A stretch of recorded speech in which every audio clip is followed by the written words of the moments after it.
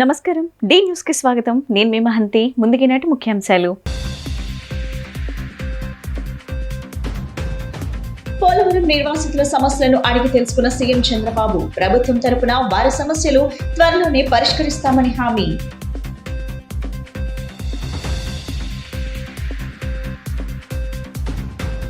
YCP ఆధ్వర్యంలో ఏర్పాటు చేసిన ఇఫ్తార్ విందులో పాల్గొన్న మాజీ ముఖ్యమంత్రి వైసీపీ అధినేత జగన్. ముస్లిం సోదరులకు ముందస్తు రంజాన్ శుభాకాంక్షలు తెలిపిన వైసీపీ నేతలు.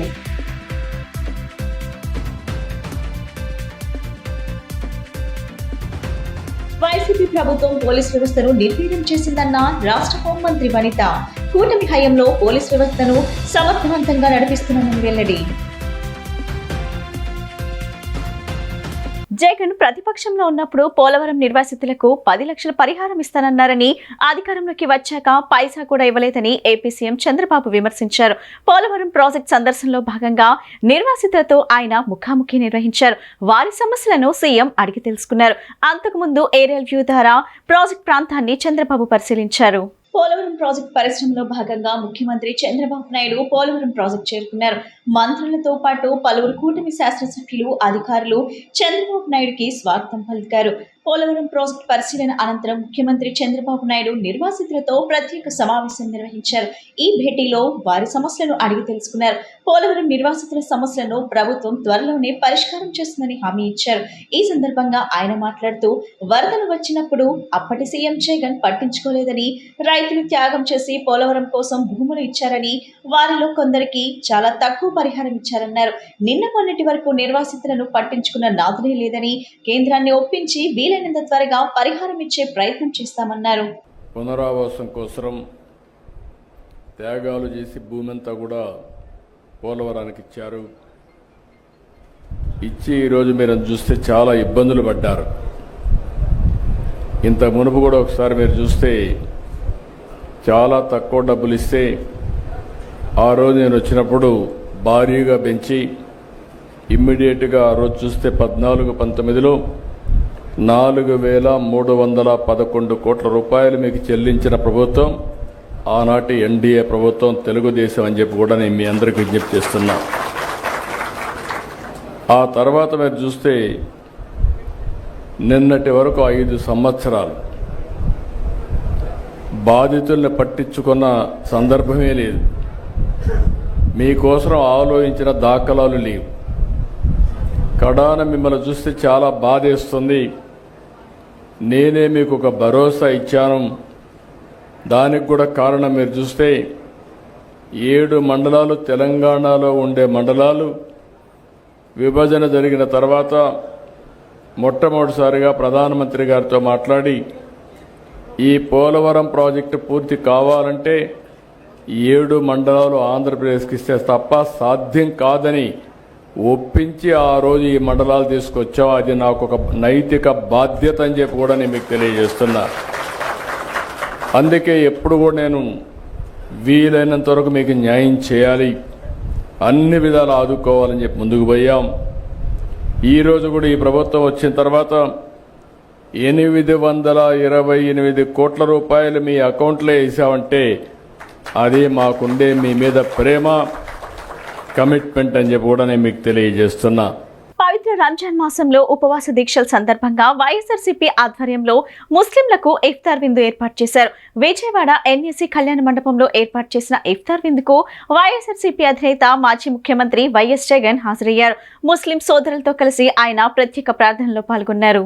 ఈ సందర్భంగా ముస్లిం సోదరులకు ఈద్ ముబారక్ అంటూ ఉర్దూలో ముందస్తు రంజాన్ మాస శుభాకాంక్షలు జగన్ తెలిపారు. అందరి ప్రార్థనలు సఫలం కావాలని ఆకాంక్షించారు. అల్లాహ్ చల్లని ఆశీస్సులతో అందరూ బాగుండాలని ఆయన కోరుకున్నారు. టోపీ, కండువా ధరించి నమాజ్ లో పాల్గొన్నారు. ఇక ముస్లిం సాంప్రదాయ ప్రకారం టోపీ, పవిత్ర కండువా ధరించిన వైఎస్ జగన్ ముస్లిం సోదరులతో కలిసి నమాజ్ చేశారు. అనంతరం వారితో కలిసి ఇఫ్తార్ విందు స్వీకరించారు.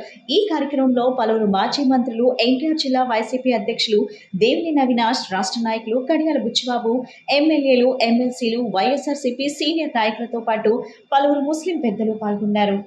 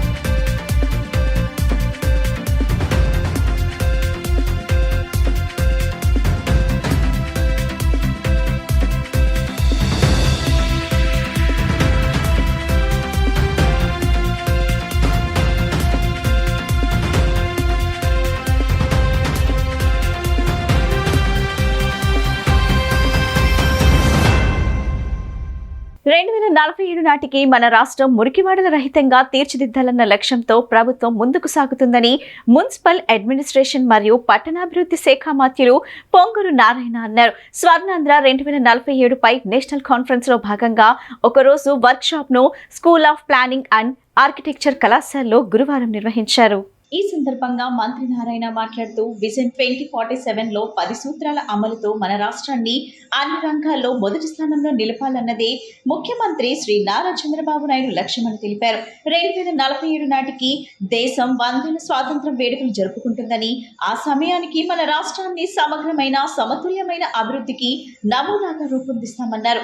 వికసిత్ భారత్ లక్ష్యాలను దృష్టిలో ఉంచుకుని సీఎం చంద్రబాబు విజన్ 2047 ను రూపొందించారని పేర్కొన్నారు. విజన్ 2047 లో కీలక అంశంగా అమరావతి కూడా ఉందన్నారు. అమరావతిని కేవలం మౌలిక వసతుల ప్రాజెక్ట్ మాత్రమే కాకుండా నాణ్యమైన జీవన ప్రమాణాలు కలిగి ఉండేలా డిజైన్ చేశామని చెప్పారు. పట్టణాల అభివృద్ధి కోసం కేంద్ర ప్రభుత్వ బడ్జెట్ లో అర్బన్ డెవలప్మెంట్ కు నిధులు కేటాయించడంపై హర్షం వ్యక్తం చేశారు. కేంద్ర ప్రభుత్వం అందించే నిధులతో రాష్ట్రంలో పట్టణాల అభివృద్ధికి ప్రణాళికలు రూపొందిస్తున్నామన్నారు. ఆర్థిక వనరుల వినియోగం ద్వారా పట్టణాల అభివృద్ధికి ప్లానర్లు, ఆర్కిటెక్టులు తమ వంతు సహకారం అందించాలని కోరారు. 20 సూత్రాల అమలు కమిటీ చైర్మన్ శ్రీలంక దినకర్ మాట్లాడుతూ వ్యూహాత్మక పెట్టుబడులు సహకారం ద్వారా స్థిరమైన పట్టణాభివృద్ధి, మౌలిక సదుపాయాల వృద్ధి, ఆర్థిక స్థితిస్థాపకతపై ప్రాధాన్యత ఉంటుందన్నారు. భారతదేశంలోనే ఏపీని ఒక ప్రముఖ రాష్ట్రంగా తీర్చిదిద్దడానికి ఒక రోడ్ మ్యాప్ ను రూపొందిస్తున్నామన్నారు. Principal secretary S Suresh Kumar మాట్లాడుతూ ప్రతి పనికి ఒక ప్రణాళిక అవసరమని, ఒక్క రోజులో అద్భుతాలు జరగవని, మన రాష్ట్రాన్ని దేశంలోనే ప్రత్యేక గుర్తింపు రాష్ట్రంగా తీర్చిదిద్దడానికి పక్కా ప్రణాళిక అవసరమని, ఆ దిశగా ముందుకు సాగుతున్నామన్నారు. నిత్య కృషి ఉత్తమ ఫలితాలను ఇస్తుందని తెలిపారు. మన దేశంలో ప్లానింగ్ సిటీలు లేవన్నారు. ఇప్పటికీ వరదల సమయంలో ఎన్నో ఆటుపోట్లను ఎదుర్కొంటున్నామని, కానీ అమరావతిని ఒక ప్లానింగ్ సిటీగా రూపొందిస్తున్నామన్నారు. క్లీన్ గ్రీన్ సిటీగా అమరావతి నిలవనుందన్నారు.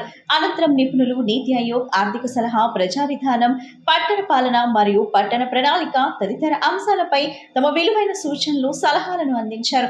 కార్యక్రమంలో TCPO chief planner Shri N Dhiren, doctor Amogh Kumar Gupta, doctor Ramesh, Srikonda తదితరులు పాల్గొన్నారు.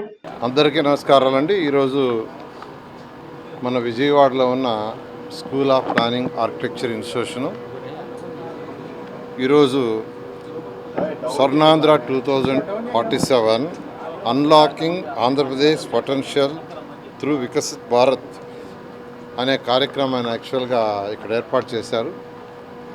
దీనికి అనేక మంది ప్రముఖుల్ని, మన దేశంలో ఉండే ప్రముఖుల్ని, పర్టికులర్గా అర్బన్ అథారిటీలో ఉన్న ఎక్స్పర్ట్స్ని వాళ్ళందరినీ పిలిచారు.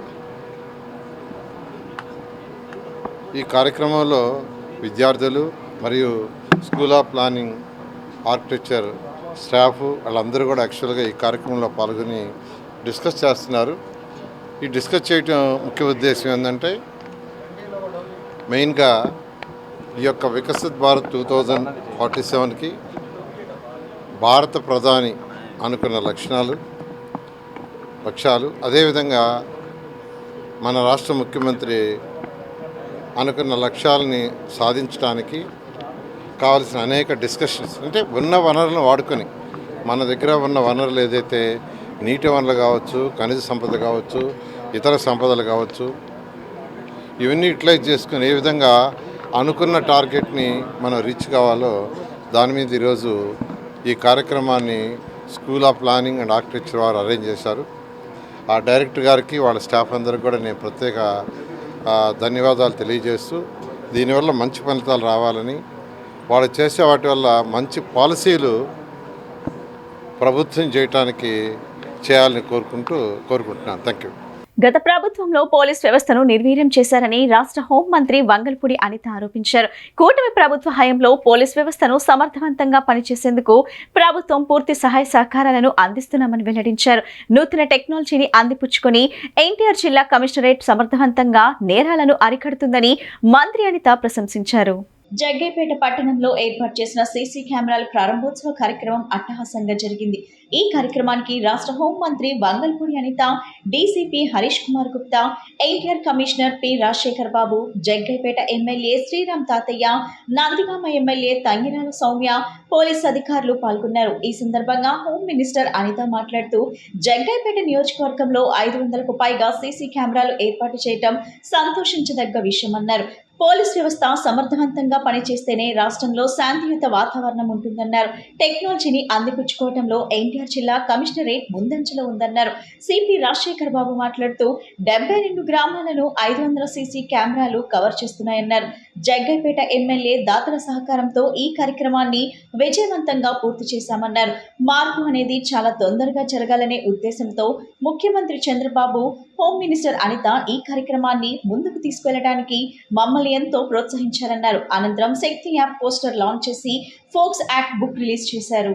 కాన్స్టిట్యున్సీలో పబ్లిక్ పార్టిసిపేషన్ తో సుమారుగా 509 సీసీ కెమెరాలు చిన్న విషయం కాదు. దీని ఇనిషియేషన్ తీసుకున్నందుకు ప్రత్యేకమైన ధన్యవాదాలు తెలియజేసుకోవాలి. దీని స్ఫూర్తితో రాష్ట్రంలో అన్ని నియోజకవర్గాల్లోని ఎమ్మెల్యేలు కానీ అదేవిధంగా మంత్రులు కానీ ఇనిషియేషన్ తీసుకుని అక్కడున్న ప్రజలతో మమేకమై ప్రజల భాగస్వామ్యంతో సీసీ కెమెరాలు కనుక పెట్టించుకోగలిగితే కంపల్సరిగా నిఘా వ్యవస్థ అనేది పెరుగుతుంది. మా సిపిగా చెప్పినట్టుగా ఒక కెమెరా 100 కళ్ళతో సమానం. అటువంటిది ఈ రోజు మన నిఘా వ్యవస్థ పెంచుకుంటే క్రైమ్ కూడా తగ్గుతుంది, మనం కూడా ప్రశాంతంగా ఉండే పరిస్థితులు ఉంటాయి. అదేవిధంగా డ్రోన్ సిస్టమ్ కూడా ఈరోజు తీసుకొచ్చారు. ఏ టూల్స్ తో కూడా ఈ రోజు క్రిమినల్స్ పట్టుకోవడం కానీ ఇన్వెస్టిగేషన్ చేయడం కానీ చేయడానికి ఈరోజు టెక్నాలజీని మాక్సిమం ఉపయోగించుకొని ఈరోజు పోలీస్ వ్యవస్థ పనిచేసే పరిస్థితి కూడా కనిపిస్తా ఉంది. ఈ విషయంలో అందరూ సహకరించినందుకు కూడా ధన్యవాదాలు తెలియజేసుకుంటున్నాను. నేను కూడా నా నియోజకవర్గంలో ఇనిషియేషన్ తీసుకోవాలి. నేను నా నియోజకవర్గంలో కూడా అన్ని గ్రామాలని కూడా సీసీ కెమెరాలు పెట్టేస్తాను. శక్తి యాప్ ఈ రోజు రిలీజ్ చేయడం ఎలా అనిపిస్తుంది? శక్తి యాప్ ఆల్రెడీ గౌరవ సీఎం గారు కూడా రిలీజ్ చేశారు. ఈ రోజు జగ్గైపేట కాన్స్టిట్యున్సీలో అందరినీ కూడా శక్తి యాప్ డౌన్లోడ్ చేసుకోమని చెప్పి ఇప్పటికే చాలా అగ్రెసివ్ గా లేడీస్ అందరూ కూడా ఒక నమ్మకంతో ఈ రోజు శక్తి యాప్ ని డౌన్లోడ్ చేసుకుంటున్నారు. ఈ రోజు వాళ్ళు ఉపయోగించుకుంటున్నారు కూడా.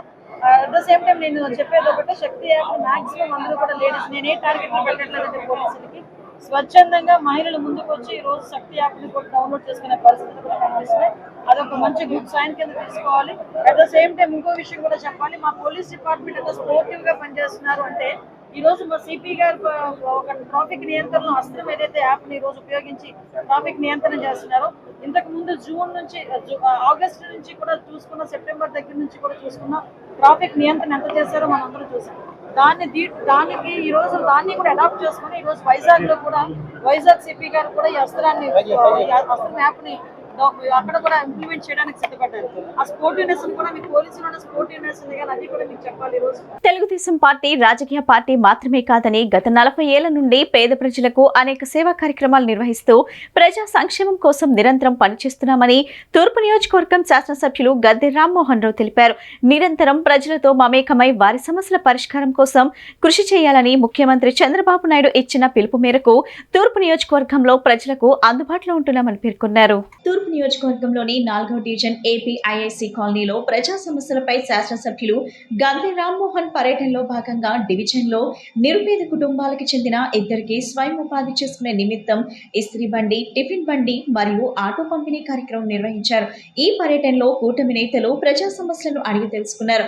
ఈ సందర్భంగా ఎమ్మెల్యే గద్దె రామ్మోహన్ మాట్లాడుతూ ముఖ్యమంత్రి చంద్రబాబు నాయుడు, ఉప ముఖ్యమంత్రి పవన్ కళ్యాణ్, బీజేపీ నేతల సహకారంతో రాష్ట్రంలో అభివృద్ధి కార్యక్రమాలు శరవేగంగా జరుగుతున్నాయని చెప్పారు. నియోజకవర్గంలో కూటమి నేతల సహకారంతో ప్రజా సమస్యల పరిష్కారం కోసం నిరంతరం శ్రమిస్తున్నామని తెలిపారు. తెలుగుదేశం పార్టీ, అదేవిధంగా జనసేన, బీజేపీ కూటమి నిరంతరం పబ్లిక్ చేరువుగా ఉండాలా, వాళ్ళ సమస్యల పరిష్కారం కోసం ఇటు ప్రభుత్వం ద్వారా కానీ, వ్యక్తిగతంగా కానీ, లేదా పార్టీ పరంగా కానీ ఆ సమస్యలు పరిష్కారం చేయాలని చెప్పి నిరంతరం చంద్రబాబు గారు, అదేవిధంగా పవన్ కళ్యాణ్ గారు, అదేవిధంగా బీజేపీ పార్టీ కూడా అదే ఉద్దేశంతో ముందుకెళ్ళడం జరుగుతూ ఉంది. సో ఆ విధానంలోనే ఈ రోజున వల్లి అనే ఒక మహిళా కార్యకర్తకి 25,000 రూపాయలు చేసే ఇడ్లీ బండి, టిఫిన్ బండి వాళ్ళ తెలుగుదేశం పార్టీ, కూటమి పార్టీ అంతా కూడా కలిపి వారికి ఇవ్వటం జరిగింది.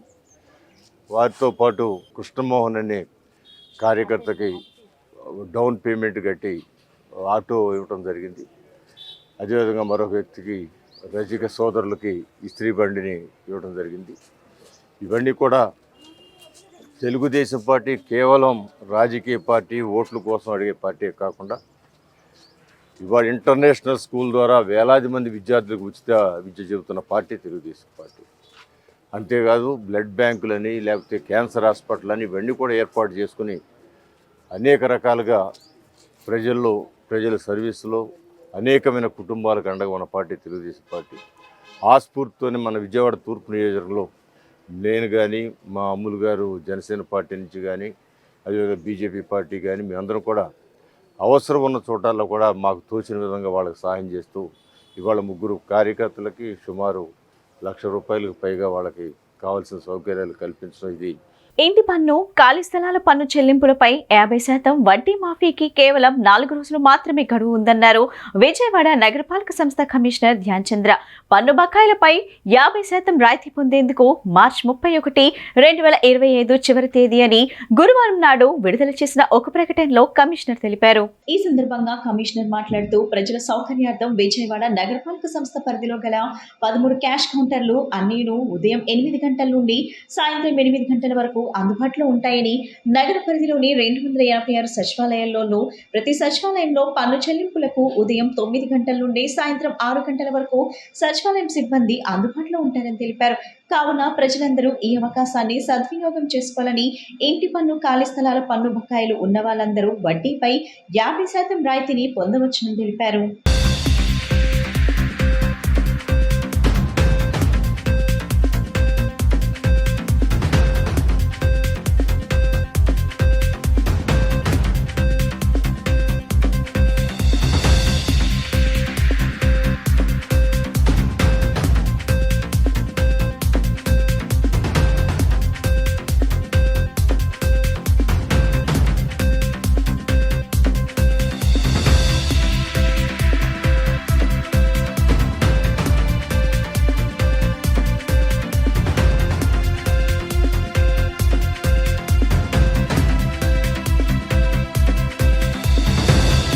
ఆపరేషన్ గరుడ పేరుతో ఔషధ నియంత్రణ మండలి చేసిన దాడులు మెడికల్ మాఫియా ఆగడాలను బయటపెట్టాయని సిపిఐ ఎన్టీఆర్ జిల్లా కార్యదర్శి దొనిపూడి శంకర్ అన్నారు. దాసరి భవన్ పార్టీ కార్యాలయంలో నిర్వహించిన విలేకరుల సమావేశంలో ఆయన మాట్లాడుతూ ఉత్తరాఖండ్ నుంచి విజయవాడ వరకు మెడికల్ మాఫియా ఆగడాలు విస్తరించాయన్నారు. కరోనా సమయంలో నిషేధిత మందులను ఏ విధంగా అమ్మారో ఔషధ నియంత్రణ మండలి దాడులు తెలియజేశారన్నారు. నార్కోటిక్ మందులను మెడికల్ మాఫియా విక్రయిస్తూ యువతను చెడుబాట పట్టేలా చేశాయన్నారు. విజయవాడలో జరిగిన దాడుల నేపథ్యంలో ఓ రాజకీయ పార్టీకి చెందిన కొండపల్లి బుజ్జి అనే వ్యక్తి ఆగడాలు బయటపడ్డాయని, తక్షణమే అతనిని అరెస్ట్ చేయాలని డిమాండ్ చేశారు. రాష్ట్ర ప్రభుత్వం ఔషధ నియంత్రణ మండలి చేసిన దాడుల్లో బయటపడిన విషయాలపై సమగ్ర విచారణ జరిపి కొండపల్లి బుజ్జితో పాటుగా ఆయన వెనుక ఉన్నటువంటి ఎంతటి వారినైనా అరెస్ట్ చేయాలని డిమాండ్ చేస్తున్నారు. ఈ విషయమై రాష్ట్ర ప్రభుత్వానికి లేఖ రాస్తున్నట్లు దొనిపూడి శంకర్ తెలిపారు. ఆపరేషన్ గరుడ పేరుతో డ్రగ్ కంట్రోల్ బోర్డు ఇటీవల రాష్ట్ర వ్యాప్తంగా అన్ని మందుల షాపులపైన దాడి చేస్తూ సోదాలు నిర్వహిస్తూ అనేక విషయాల్ని బట్టబయలు చేసింది. ఆరోగ్యమే మహాభాగ్యం అన్నారు పెద్దలు. కరోనా కాలంలో నిషేధిత మందుల్ని అమ్మటం ద్వారా నార్కోటిక్స్ని నిషేధిత మందులతో కలిపి యువతని పక్కదారి పట్టించే విధంగా, మత్తుకు బానిస చేసేటువంటి విధంగా మందులు అమ్మేటువంటి వైనం ఇవాళ ప్రపంచానికి డ్రగ్ కంట్రోల్ బోర్డు తెలియజేసింది. కాబట్టి కాదేది కల్తీకి అనర్హం అన్నట్లుగా అవనిగడ్డలో ఇటీవల కాలంలో జరిగినటువంటి సంఘటన, దీని మూలాలు ఉత్తరాఖండ్ నుంచి విజయవాడ వరకు వ్యాప్తి చెందున్నాయి. దీంట్లో Vijayawada drug dealers association president Kondapalli Bujji, ఈయన ఒక రాజకీయ పార్టీకి క్రియాశీలక నాయకుడు. ఈయన ప్రముఖ పాత్ర వహించినటువంటి పరిస్థితి ఔషధ నియంత్రణ మండలి సోదాల్లో బయటపడినటువంటి పరిస్థితి. కాబట్టి ఇటువంటి వారు ప్రజల జీవితాలతోటి, ప్రజల ఆరోగ్యాలతో చెలగాటమాడేటువంటి కొండపల్లి బుజ్జి లాంటి వారి మీద విచారణ జరిపి తక్షణమే అరెస్టు చేయాలని చెప్పేసి మేము సిపిఐగా డిమాండ్ చేస్తున్నాం. వీరి వెనుక ఎంతమంది రాజకీయ నాయకులు ఉన్నా, ఎంతమంది మాజీ మంత్రులు ఉన్నా ఉపేక్షించకుండా ప్రజల ఆరోగ్యాన్ని పణంగా పెట్టి వేల కోట్ల రూపాయలు వ్యాపారం చేసి సంపాదించుకొని ఈ రోజున ఆ వాస్తవాన్ని డ్రగ్ కంట్రోల్ బోర్డు బయట పెట్టాలి, శ్వేతపత్రం విడుదల చేయాలని చెప్పి సిపిఐగా డిమాండ్ చేస్తున్నాం. కాబట్టి అందువల్లే రాష్ట్ర వైద్య ఆరోగ్య శాఖ మంత్రి సత్యకుమార్ యాదవ్ గారికి బహిరంగ లేఖ వ్రాస్తున్నాం. అలాగే drug control director of Andhra Pradesh వారికి కూడా మేము ఈ లేఖను విడుదల చేస్తున్నాం. తక్షణమే కొండపల్లి బుద్ధిని అరెస్ట్ చేయమని చెప్పేసి డిమాండ్ చేస్తున్నాం. ఆంధ్రప్రదేశ్లో 11 లక్షల కోట్ల వర్క్ బోర్డ్ ఆస్తులను ప్రభుత్వాలు పరిరక్షించాలని నవరంగ్ కాంగ్రెస్ పార్టీ వ్యవస్థాపక అధ్యక్షులు షేక్ జలీల్ డిమాండ్ చేశారు. ఈ 9 నెలల కాలంలో ముస్లింల అభివృద్ధికి ఒక్క రూపాయి కూడా కూటమి ప్రభుత్వం ఖర్చు చేయలేదని విమర్శలు గుప్పించారు. వర్క్ బోర్డ్ ఆస్తులను ప్రభుత్వాలు పరిరక్షించాలన్నారు. ప్రెస్ క్లబ్ లో ఏర్పాటు చేసిన విలేకరుల సమావేశంలో ఆయన మీడియాతో మాట్లాడారు. నవరంగ్ కాంగ్రెస్ పార్టీ పర్సనల్ లా బోర్డు తో కలిసి కూటమి నేతలు ఇచ్చే ఇఫ్తార్ విందులను బహిష్కరిస్తున్నామని చెప్పారు. వర్క్ బోర్డు చట్టాలను ప్రభుత్వాలు నిర్లక్ష్యం చేస్తున్నాయని, దేశంలో ముస్లింలు పేదరికంలో ఉన్నారన్నారు. ఆంధ్రప్రదేశ్ లో 11 లక్షల కోట్ల వర్క్ బోర్డు ఆస్తులను ప్రభుత్వాలు పరిరక్షించాలన్నారు. బీజేపీతో కలిసి కూటమి ప్రభుత్వం ముస్లింలను నిర్వీర్యం చేసే ప్రయత్నం చేస్తుందన్నారు. రాష్ట్రంలో గౌరవనీయులు నారా చంద్రబాబు నాయుడు గారు గతంలో అధికారంలో ఉన్నప్పుడు రంజాన్ పండగ సందర్భంగా తెల్ల రేషన్ కార్డుదారులకు రంజాన్ తోఫా ఇచ్చారు. మరి ఈనాడు మర్చినట్టున్నారు. మరి విజయవాడ నగరంలో ఈరోజు ఇఫ్తార్ విందు ఏర్పాటు చేస్తూ ఉన్నారు. ఇఫ్తార్ విందు అంటే అసలు రంజాన్ అంటే ఏంటో ముందు చంద్రబాబు నాయుడు గారు తెలుసుకోవాలా. కులాలను మతాలను గౌరవించడం నేర్చుకోవాలా. అదేవిధంగా విజయవాడ నగరంలో భవానీపురంలో ఆంధ్రప్రదేశ్ రాష్ట్రంలో హజ్ యాత్రికులకి హజ్ హౌస్ నిర్మాణం చేసి శంకుస్థాపన చేశారు. దాన్ని గాలికి వదిలేసేశారు. మరి అదేవిధంగా మైనార్టీ కార్పొరేషన్లో 1000 కోట్లని బడ్జెట్ ప్రకటించారు. 9 నెలల కాలంలో కనీసం మైనార్టీలకు సంక్షేమానికి సంబంధించిన ఒక్క రూపాయి కూడా ఇప్పటి వరకు ఖర్చు పెట్టలేదు. మేము అదేవిధంగా ఈ రాష్ట్రంలో ఉన్న షేకులు, సయ్యదు, పఠాను, మొగలను విజ్ఞప్తి చేస్తూ ఉన్నాం. భారతదేశంలో అత్యున్నత వక్ఫ్ బోర్డు 9.5 లక్షల ఎకరాలు ఉన్న వక్ఫ్ బోర్డు భూములు, అవి ప్రైవేట్ భూములు. ఆ ప్రైవేట్ భూములపై కేంద్రం చట్టం తీసుకొచ్చింది, సవరణ చట్టం. అది అవివేకం. దానికి చంద్రబాబు నాయుడు గారు మద్దతు తెలపడం చాలా బాధాకరమైన విషయం. ముస్లిం పర్సనల్ లా బోర్డు కానీ, కుల సంఘాలు కానీ, ప్రజా సంఘాలు కానీ అన్ని సంఘాలు కూడా ఇఫ్తార్ విందును బహిష్కరిస్తూ ఉన్న ముస్లిం పర్సనల్ లా బోర్డుతో సహా. నేను దక్షిణాది రాష్ట్రాలకు ముస్లిం పర్సనల్ లా బోర్డుకి ఇన్ఛార్జిని. 120 ఏళ్ల చరిత్ర కలిగిన బెజవాడ బార్ అసోసియేషన్ కు అధ్యక్షునిగా పోటీ చేయడం ఎంతో ఆనందంగా ఉందని అభ్యర్థి విష్ణుభట్ల లక్ష్మీనారాయణ తెలిపారు. 2025-26 బెజవాడ బార్ అసోసియేషన్ జరిగే ఎన్నికల్లో సీరియల్ నెంబర్ 3పై ప్రతి ఒక్కరూ తమ అమూల్యమైన ఓటు వేసి అఖండ మెజార్టీతో తనను అధ్యక్షుడిగా గెలిపించాలని కోరారు.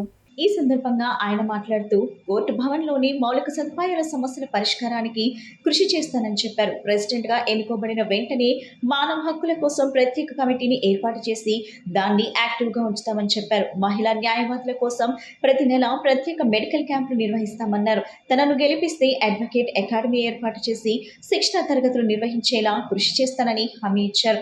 ప్రతి ఒక్కరూ తమ అమూల్యమైన ఓటును సీరియల్ నెంబర్ 3పై వేసి తనను గెలిపించాలన్నారు.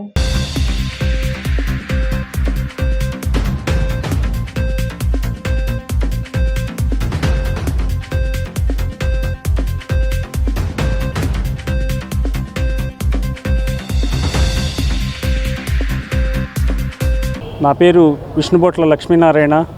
నేను గత 29 సంవత్సరాలుగా బెజవాడ బార్ అసోసియేషన్లో మెంబర్గా ఉన్నాను.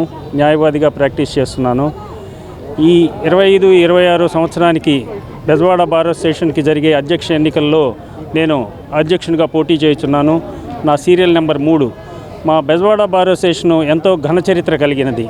ఇప్పటికీ 120 సంవత్సరాల ఘన చరిత్ర కలిగిన మా బార్ అసోసియేషను లో నేను ప్రెసిడెంట్గా కంటెస్ట్ చేయడం అనేది నాకు చాలా ఆనందంగా ఉంది.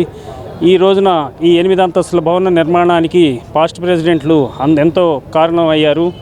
అలాగే ఈ నిర్మాణానికి అందరూ అందించిన సహకారాలు చాలా ఆనందం. ఈ నిర్మాణంలో ఉండగా పార్కింగ్ సమస్యలు అలాగే లిఫ్ట్ సమస్యలు కొన్ని ఉన్నాయని అనుకుంటున్నారు. ఇవన్నీ నిర్మాణంతో పాటుగా ఇవన్నీ కంప్లీట్ అయిపోతాయి. దాని సత్వర పరిష్కారానికి నేను కృషి చేస్తానని చెప్తున్నాను. అలాగే మా భారత్ స్టేషన్లో మానవ హక్కుల ఉల్లంఘనకి సంబంధించినంత మటుకు ఎటువంటి సమస్య వచ్చినా మా మానవ హక్కుల కమిటీ చాలా తీవ్రంగా స్పందిస్తుంది. దానికి ఎన్నో ఉదాహరణలు ఉన్నాయి. అలాగే మానవ హక్కులు నేను ప్రెసిడెంట్గా ఎన్నిక కాబడగానే మానవ హక్కుల కమిటీని ఏర్పాటు చేసి దానికి స్వయం ప్రతిపత్తి కలిగించి దాన్ని యాక్టివ్గా ఉంచుతామని, అలాగే మా భారత్ స్టేషన్లో ప్రైమరీ హెల్త్ సెంటర్ ఏర్పాటు చేయడం జరిగింది, కానీ దానికి పర్మనెంట్ బిల్డింగ్ లేదు. ఆ పర్మనెంట్ బిల్డింగ్ ఒకటి ఏర్పాటు చేసుకోవడం, అలాగే మహిళా న్యాయవాదులు ఎన్నో రకాల సమస్యలతో బాధపడుతుంటారు. వాళ్ళకి సంబంధించినంత మటుకు ప్రతి నెల మెడికల్ టెస్ట్లు వాళ్ళు రక్తహీనత వ్యవహారంలో చాలా ఈ మధ్య వరల్డ్ హెల్త్ ఆర్గనైజేషన్ కానీ ఇండియన్ హెల్త్ మినిస్ట్రీ వాళ్ళు కానీ దాని మీద చాలా ఇదిగా చెప్పారు. హెమోగ్లోబిన్ పర్సంటేజ్ గురించి జాగ్రత్తగా చూసుకోవాలని ఆడవాళ్ళు, అందుకని ప్రతి నెల వాళ్ళకి ఉచితంగా పరీక్షలు చేయించే విధానం. అలాగే కోర్టులో కొన్ని సమస్యలు చిన్నగా కనపడుతున్నప్పటికీ మా ప్లేడర్లకి చాలా ఇబ్బంది కలిగిస్తాయి. ఉదాహరణకి కాపీ సెక్షన్ అనే కానీ నజారత్ సెక్షన్లో కానీ అలాగే ఇంకా నెంబరింగ్ విధానంలో కానీ కొంతమంది సమస్యలు పడుతున్నారు. అయితే అవన్నిటినీ కూడా మా బార్ అండ్ బెంచ్ రిలేషన్లో మాలో కమిటీలు ఏర్పాటు చేసుకొని అవి కూడా పరిష్కారం అయిపోయేటట్టు కృషి చేయాలని కోరుకుంటున్నాము. ఇంకా ముఖ్యమైన అంశం ఏంటంటే నా హయాంలో జ్యుడిషియల్ అకాడమీ అనేది జ్యుడిషియల్ ఆఫీసర్స్ కోసం ఉంది. న్యాయవాదుల కోసం అడ్వకేట్స్ అకాడమీ లేదు. అడ్వకేట్స్ అకాడమీ కేరళలో ఒకచోటే ఉంది, ఇంకా ఇండియాలో ఎక్కడా లేదు. అందుకని ఒక 2 ఎకరాలు మినిమం 2 ఎకరాల స్థలం సరిపోతుంది. అలా అడ్వకేట్స్ అకాడమీ స్థాపించి దానిలో భవన నిర్మాణాలు చేసి అడ్వకేట్స్కి ప్రతి 2 నెలలకో 3 నెలలకో వాళ్ళకి విడతల వారీగా కొత్తగా వచ్చే చట్టాల గురించి వాటి గురించి మేము అవగాహన కల్పించే ఏర్పాటు చేయదలుచుకున్నాము. అలాగే ఈ ఆర్టిఫిషియల్ ఇంటెలిజెన్స్కి సంబంధించి కూడా మా న్యాయవాదులకి ప్రత్యేక శిక్షణ ఇచ్చే ఏర్పాటు, డిజిటల్ లైబ్రరీ ఏర్పాటు చేయాలనే కోరిక కూడా మాకుంది. అలాగే ఈ భారత్ స్టేషన్లో తాగునీటి సమస్యకి సంబంధించిన వ్యవహారాలు కానీ ఇవన్నీ కూడా మా మెంబర్లందరికీ అందుబాటులో ఉంటానని చెప్పి, మా బారు కామన్ బైలాస్ ఉంటాయి, ఆ బైలాస్ తూచా తప్పకుండా అమలు చేసుకుంటూ, భారత్ స్టేషన్లో ముఖ్యంగా చెప్పుకోవాల్సిన అంశం ఏంటంటే ఏ సమస్య వచ్చినా మాలో పెద్దలందరూ వచ్చి పరిష్కరిస్తారు, మా సీనియర్ న్యాయవాదులు. అలాగే పెద్దల కమిటీ ఒకటి ఏర్పాటు చేసుకొని దానిలో సీనియర్ న్యాయవాదులందరినీ దానిలో పెట్టి ఏ సమస్య వచ్చినా వారి ముందు పెట్టి వారితో సమస్యలు పరిష్కరించుకునే ఏర్పాటు, బార్ అండ్ బెంచ్ రిలేషన్ ముఖ్యంగా మేము చేసుకుంటాము, కంటిన్యూ చేస్తాము. ఈ అధ్యక్ష ఎన్నికల్లో నన్ను అధ్యక్షుడిగా గెలిపించి నాకు అఖండ మెజారిటీ కల్పించవలసిందిగా ప్రార్థిస్తున్నాను. ప్రపంచ దేశాల్లో కార్ల్ మార్క్స్ లెనినిజం సిద్ధాంతాలకు తిరిగే లేదని ఇటీవల కాలంలో ప్రపంచ దేశాల్లో మార్క్స్ లెనిన్ జయంతి ఉత్సవాలను ఎంతో ఘనంగా నిర్వహించుకోవడం జరిగిందని సిపిఐ రాష్ట్ర కార్యదర్శి రామకృష్ణ తెలిపారు. తెలంగాణ సిపిఐ శాసనసభ్యులు సాంబశివరావు టూరిజం వల్ల అభివృద్ధి జరుగుతుందని స్పష్టం చేయలేదని చెప్పారు. ముఖ్యమంత్రి చంద్రబాబు కలెక్టర్ సమీక్ష సమావేశంలో టూరిజంపై మార్క్సిజానికి జత చేసి మాట్లాడటం సరికాదన్నారు. టూరిజం వల్ల రాష్ట్రం అభివృద్ధి చెందుతుందని చంద్రబాబు అనుకోవటం అవివేకమని చెప్పారు. ప్రపంచ దేశాల్లో కష్టజీవులకు మార్క్సిజం లెనినిజం వల్ల అనేక మార్పులు వస్తున్నాయని చెప్పారు.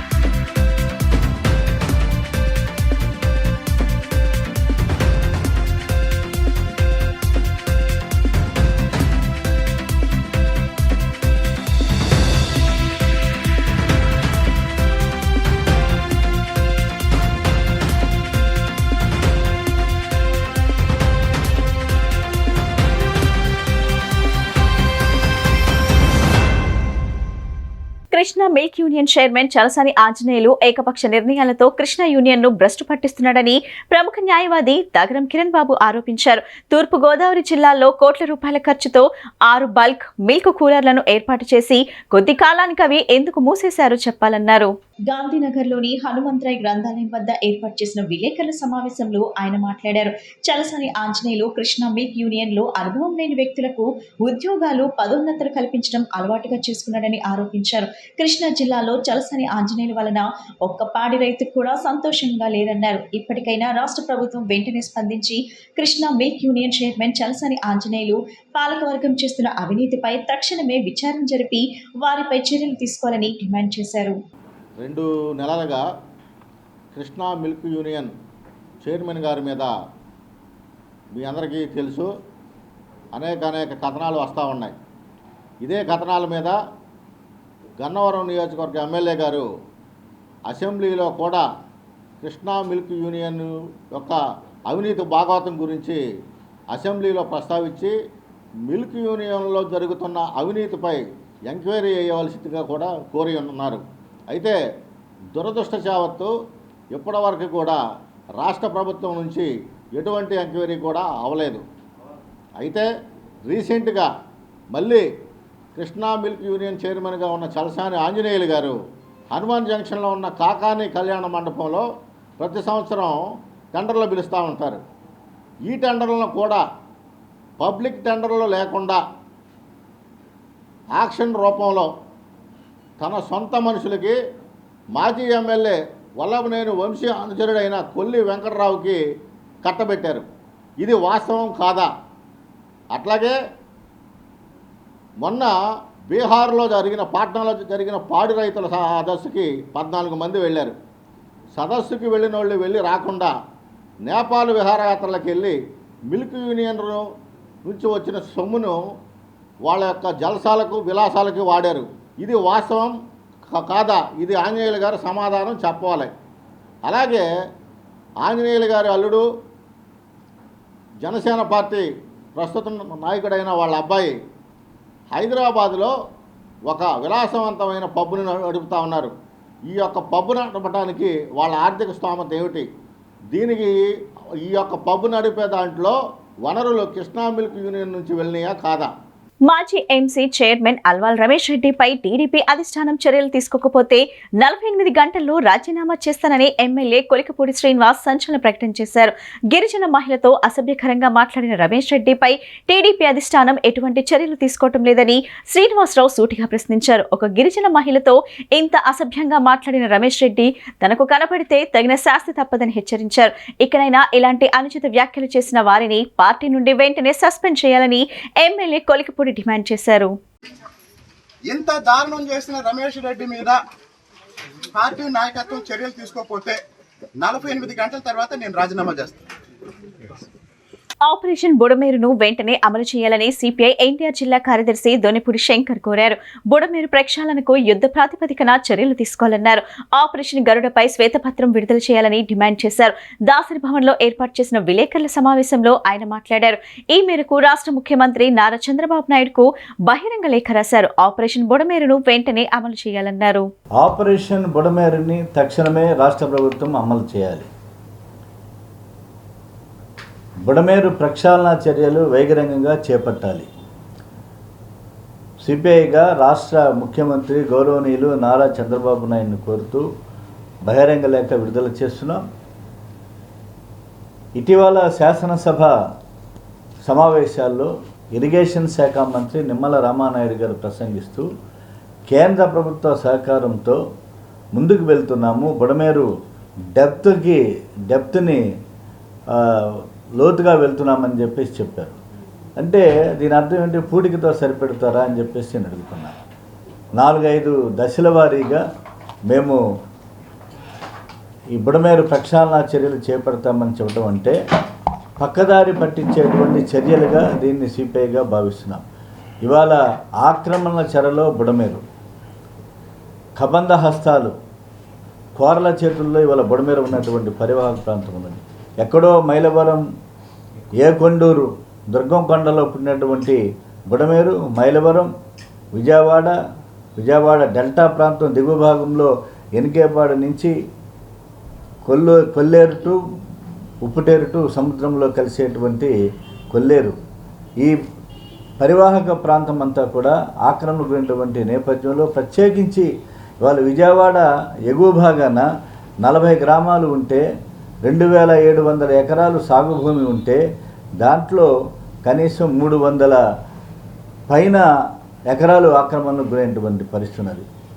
విజయవాడ నగరం చూసాం, క్లౌడ్ బరస్ట్ అయ్యి 30-40 సెంటీమీటర్ల వర్షపాతం పడి 32 డివిజన్లు వారం రోజుల పాటు జనజీవనం స్తంభించి ఉమ్మడి కృష్ణా జిల్లాలో 36 మంది చనిపోయి 4 జిల్లాల సమస్య ఇది. వార్తలు ముగించే ముందు ముఖ్యాంశాలు మరోసారి.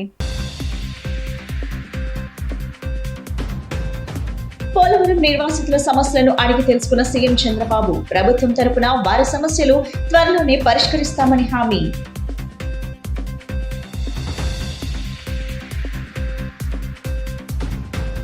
వైసీపీ ఆధ్వర్యంలో ఏర్పాటు చేసిన ఇఫ్తార్ విందులో పాల్గొన్న మాజీ ముఖ్యమంత్రి వైసీపీ అధినేత జగన్, ముస్లిం సోదరులకు ముందస్తు రంజాన్ శుభాకాంక్షలు తెలిపిన వైసీపీ నేతలు.